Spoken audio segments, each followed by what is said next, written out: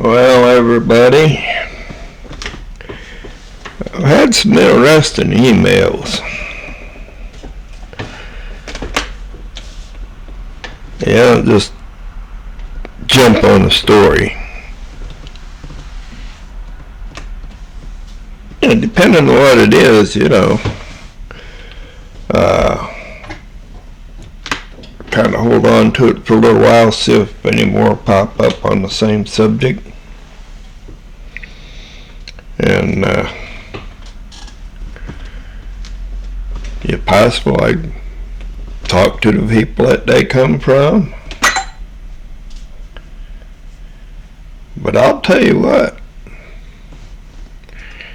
town government there in Kotzebue, Alaska is a fustercluck.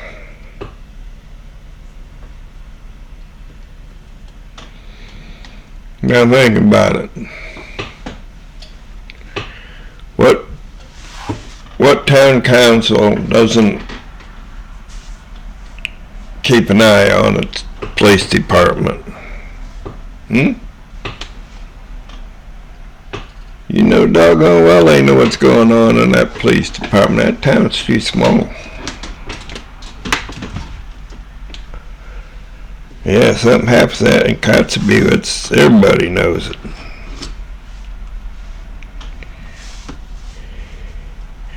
They know who's getting cut out of what.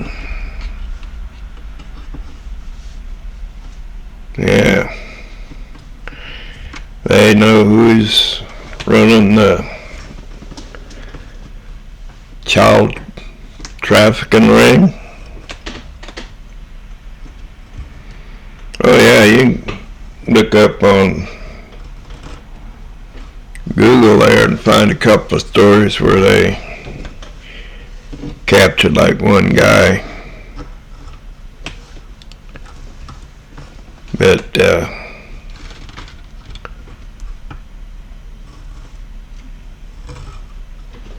most of the captures are coming through the police department there in Kotzebue. Plus the ones from out of town that come in. Yeah, vending their wares.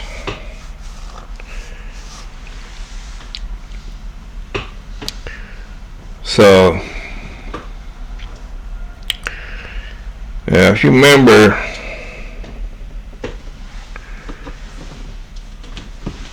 Brian Glenn's side snatch, Aubrey Cook. He picked a good one there, as long as you don't piss her off. She's in charge of all the evidence. She manufactures all the evidence, manipulates it. Well, it seems that the chief of police, Christopher Cook, has got the same name. But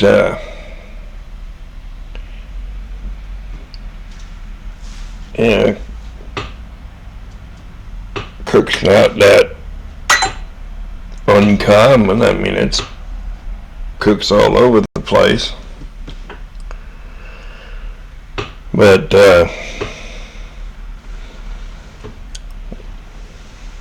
these two tell everybody that they're husband and wife. Now, for the chief of police to hire his wife, that's nepotism. Now,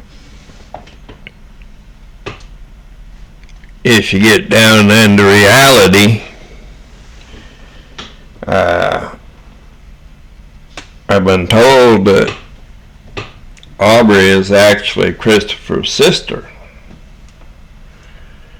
And they've all been living as husband and wife for a long, long time. I've had several emails along that. One says one version, one says another one says another one.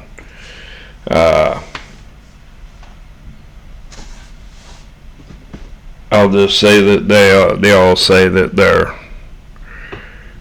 husband and wife, but they're actually brother and sister. Now,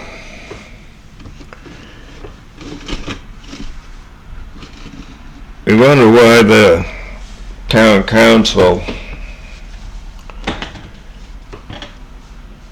would let Christopher Cook go out and hire somebody like Brian Glenn. Now, we already know what Brian Glenn is like.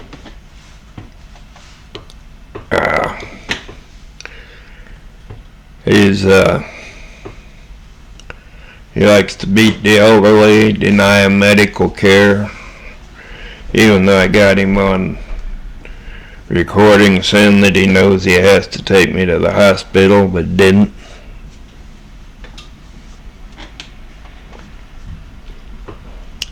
So that's the kind of person he is.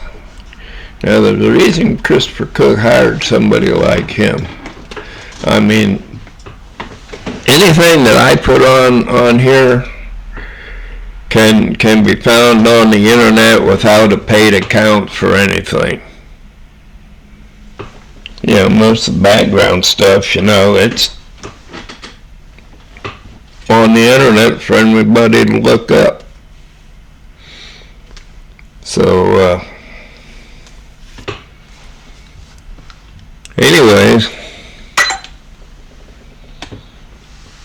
well, this town council, now why would they put up with somebody like him? Well, they're getting a cut out of something. Now, there's two things that happen there. One, it's child trafficking, and the other is fentanyl. We already know that the Alaska State Troopers are involved in the transportation of it, because they transport it from what the hell is it? And on the end of the Kenai Peninsula. They come right on up, right through Sold Out now. Go up into Anchorage. Brian Glenn was involved with that. And so now he's the middleman between the troopers. There's a trooper station right there in Kotzebue too. Yeah, they're in hour distance.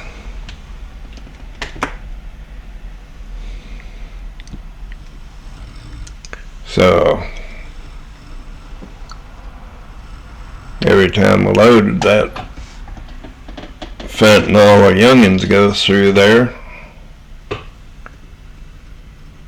the town council gets cut out of it.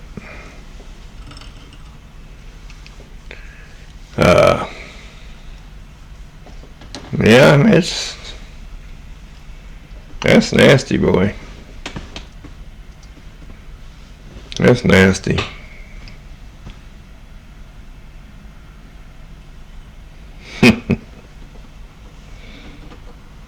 Yeah, Brian Glenn hadn't lied on his report so bad that they couldn't even use it.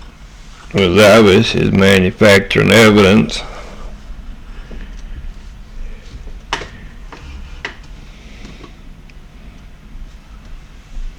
I'm embarrassed. I wasn't supposed to release any of those legal documents, you know, after court.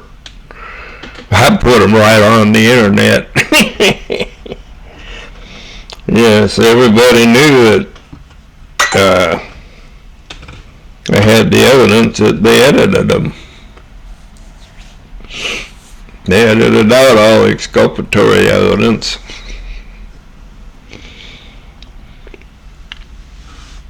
Yeah.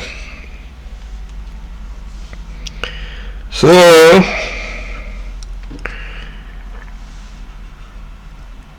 got Brian Gunn lying on his report bad, man. That's why he had to leave Alaska, man. He got fired.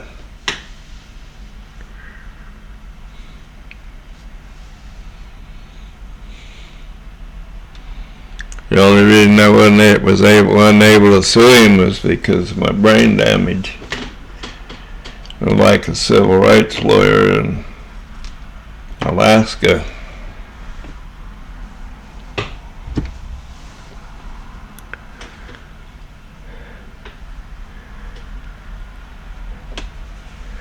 But with the help of some of my people out there, we keep track of Brian Glenn's. He's been, this is his fourth job in 4th job in 3 years. He's kind of hanging around here a little bit, and they, that's it. They don't mind it when you go beating up on the native population. That's where he fits right in there. They got to keep the native population under control. But so Brian Glenn and Benny Buttplug, it didn't take long before they figured him out. Hell, they had him and Benny Buttplug there figured out.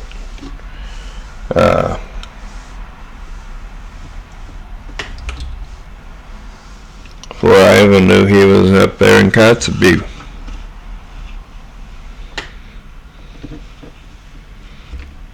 That's where all the kids call Brian Officer Handjob. I forget what the native word for that is, but that's what they call him. Yeah, not in English, so. I forget what the native language is up there now. Oh well. So that's what's going on up there in Kotzebue.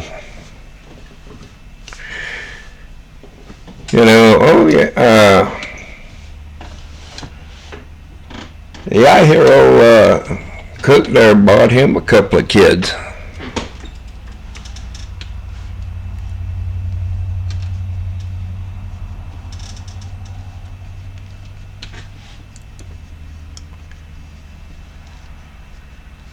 Yeah, that's all I can.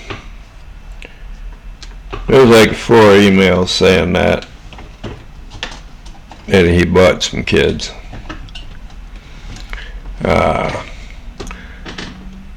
One says he bought 2 girls. One says he bought 3 boys and 3 girls.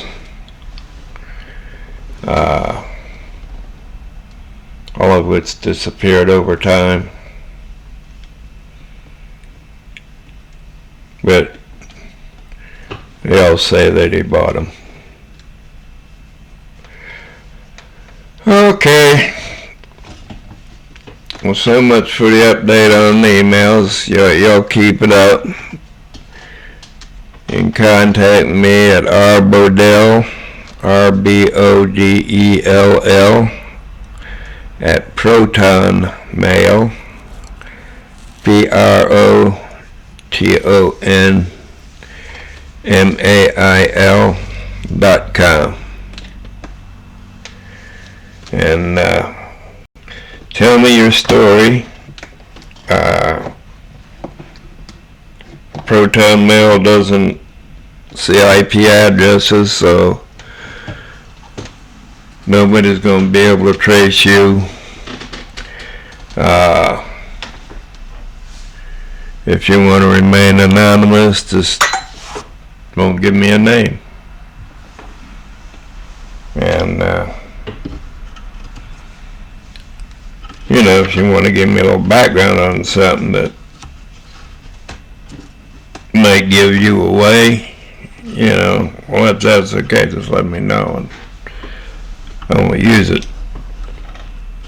But unless you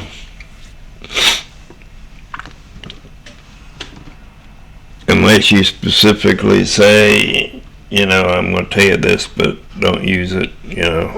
I just use whatever you say in there. If you do use your name, I might, depending on what the story is, I might email you back and confirm you want me to use your name.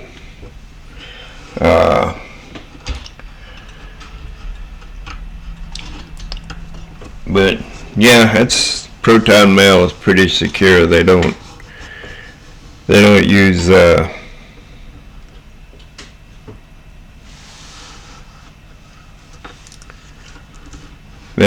IP addresses. Some of them they'll see your IP address. They'll use it to send the email, and then they'll delete it from their servers. Like it was never there.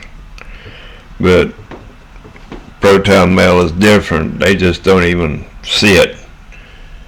If you look at the header on a Proton Mail email address, there's only one IP address in there, and that's Proton Mail. It's over in Sweden, I think it is, and our search warrants don't mean anything. And even if they did, there's nothing there for them to find. So, drop me a letter if you got a good story. Yeah. If it's a good story, I don't care if anybody else has heard it or told me about it or not. I'll whip it out there, man. Maybe there's somebody else with the same story there that's been holding back. So, yeah, you got a good story, send it to me. I use it eventually if I live long enough. I wanted to do a little short thing there every day, but the brain damage is too bad. Most days I can't even talk. So, okay. We'll talk at you later.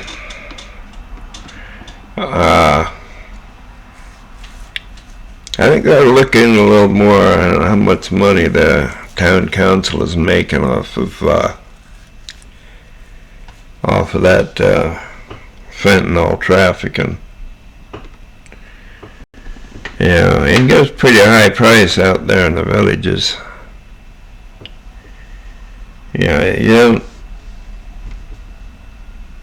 It costs a lot of money to live out there, so people got some money.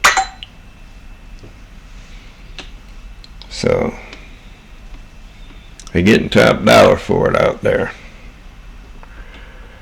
Okay, we'll talk at you later. Bye.